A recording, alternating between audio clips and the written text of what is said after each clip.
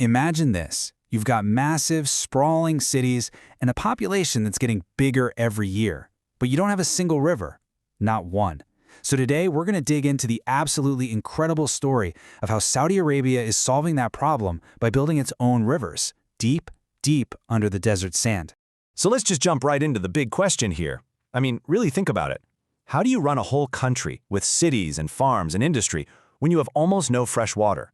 This isn't some thought experiment. It's the reality that has shaped, well, pretty much everything in Saudi Arabia.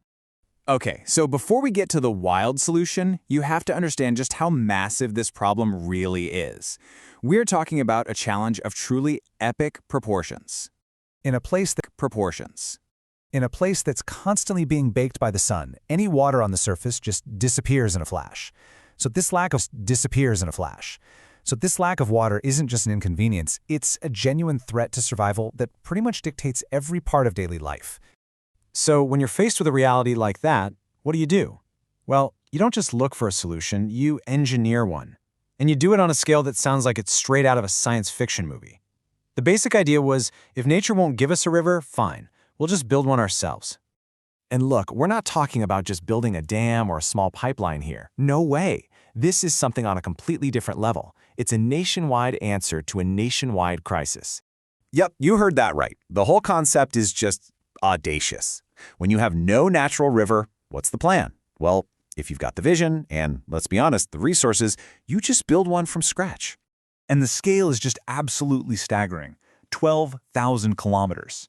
To put that into perspective for you, that's about the distance from New York City all the way to Sydney, Australia. It's like building an entirely new circulatory system for the whole country, right from the ground up. Okay, so building a 12,000-kilometer network of pipes is one thing, but you've got to fill it with water, right? So where does it all come from? And how do you turn something unusable into the literal lifeblood of a nation? Let's take a look at the water's journey. Well, the answer is right on their doorstep. They're tapping into the two massive bodies of water-salt water that border the country. It's a practically limitless supply of water with one big catch. You can't use it.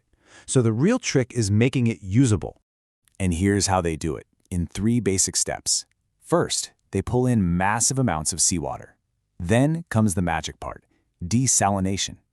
They use a high-tech process that basically forces the water through these super fine filters that trap all the salt. What comes out the other side? Pure, fresh water. And from there, it's ready for its long trip inland.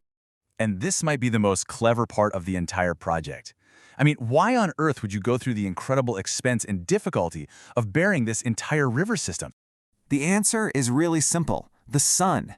In that intense desert heat, an open-air canal would lose a huge amount of water to evaporation. It would just vanish into thin air. It'd be like trying to carry water in a bucket full of holes. Building it underground is really the only way to protect every last drop. So, the solution is this massive network of specialized pipes that are designed to resist rust and corrosion. They're basically the arteries for this new river, shielding that precious water from the sun and making sure it gets where it needs to go. This comparison here really shows you why this whole thing is so critical. For decades, they relied on what's on the left, this ancient fossil water from underground aquifers. The problem? Once you use it, it's gone forever. And it's pretty much gone now.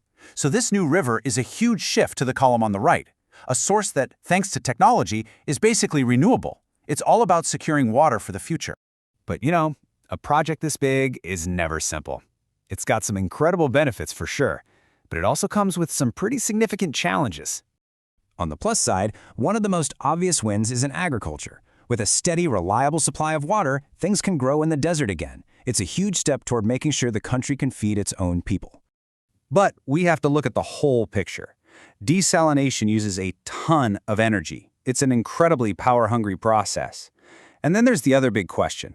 What do you do with all the super salty gunk, the brine, that's left over? That can be a huge environmental problem if you don't manage it the right way. So when you step back, you realize this is about so much more than just pipes and water. It's a really important piece of a much bigger plan for the country's survival and its future. This whole thing really comes down to one core idea. It's not just engineering, it's national strategy. If you can achieve water security, you secure your own survival. You secure your independence from a harsh and unpredictable climate. You're in control of your own destiny. And I think this quote just captures the spirit of the whole project perfectly. With technology and vision, even the driest desert can support life. It's a really powerful statement about the ability of human ingenuity to tackle even the most extreme challenges on the planet. And that kind of leaves us with one last big question. As water becomes a more and more scarce resource all over the world, are we looking at a blueprint for the future here? A future where we all have to engineer our own lifelines? It's a wild thought, but it's something we might all need to think about.